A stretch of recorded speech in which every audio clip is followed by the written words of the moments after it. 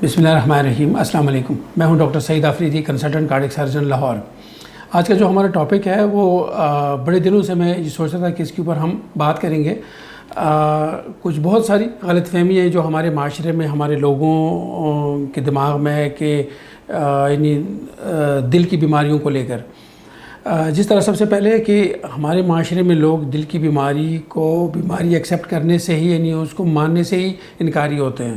جب بھی ان کو چھاتی میں درد ہوتا ہے, بازو میں درد ہوتا ہے, تو سب سے پہلے یہی جو نا وہ کہتے ہیں نہیں ہمیں تو گیس ہے, یا پھر ہمارے معدے کی بیماری ہے, یا پھر ہم نے سخت کوئی چیز کھائی ہوئی ہے. یعنی وہ دل کی طرف آتے ہی نہیں ہے, تو جس کی وجہ سے نقصان بہت زیادہ ہو جاتا ہے.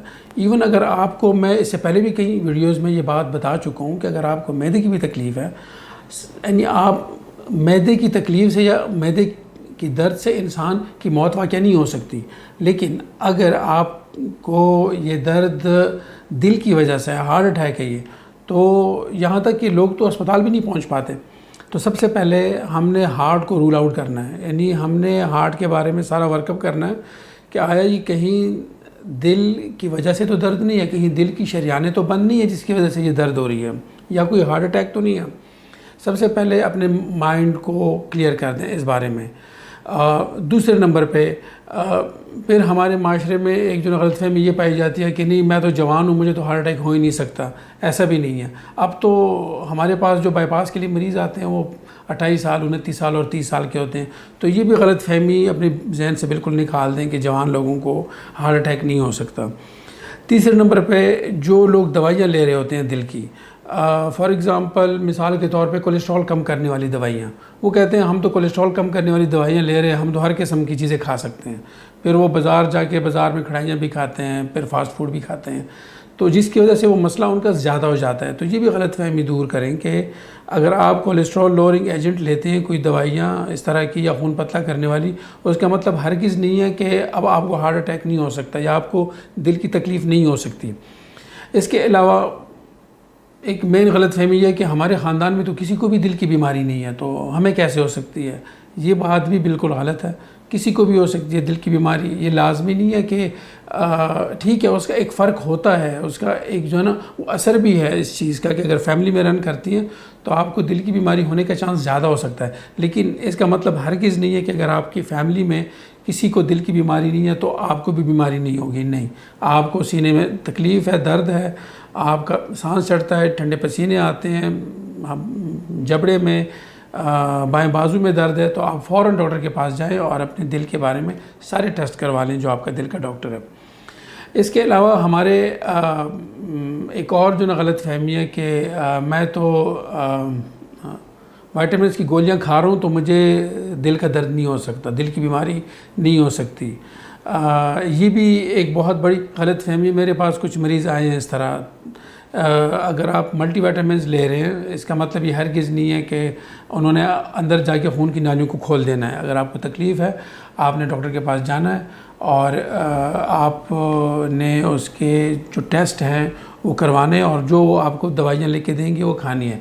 پھر ایک اور بہت بڑی جو نا غلط فہمی ہے کہ ہمارے خاندان میں تو والد صاحب کی بھی ڈیتھ ہو گئی ہارٹ اٹیک سے, والدہ کی بھی ہو گئی, بڑے بھائی کی بھی ہو گئی, اور چاچے تایوں کی بھی کسی کی ہو گئی, تو ہم کچھ نہیں کر سکتے, ہم نے بھی تو ہارٹ اٹیک سے مرنا ہے.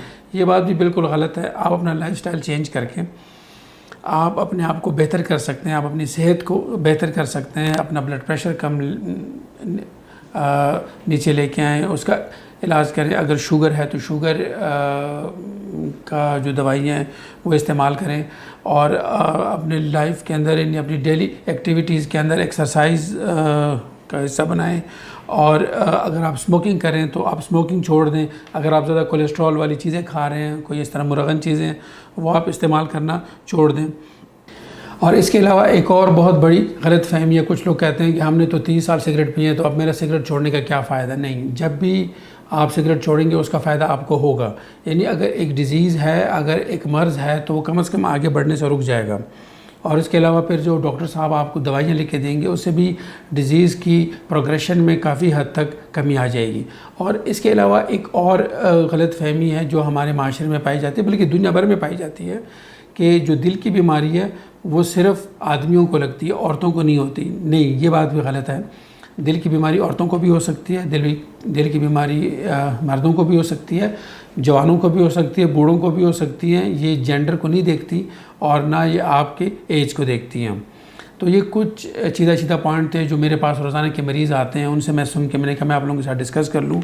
آپ سب لوگ اپنا خیال رکھیں، کولیسٹرول والی چیزیں نہ کھائیں، مرغن چیزیں نہ کھائیں، ایکسرسائز کو اپنے ڈیلی روٹین کا حصہ بنائیں، اسموکنگ چھوڑ دیں، بلڈ پریشر شوگر کا علاج اور اس کی دوائیاں ٹائم پہ آپ لوگ لیا کریں. اور اگر آپ کی چھاتی میں درد ہے، بازو میں درد ہے، جبڑے میں، کمر میں سانس چڑھتا ہے، ٹھنڈے پسینے آتے ہیں، تو بالکل بھی کسی اور غلط فہمی میں نہ رہنا، سیدھا اپنے دل والے ڈاکٹر کے پاس جانا ہے. وہ آپ کو کچھ ٹیسٹ کریں گے اور پھر اس کے بعد کچھ دوائیاں لکھ کے دیں گے، آپ نے اسی حساب سے ان کو استعمال کرنا ہے.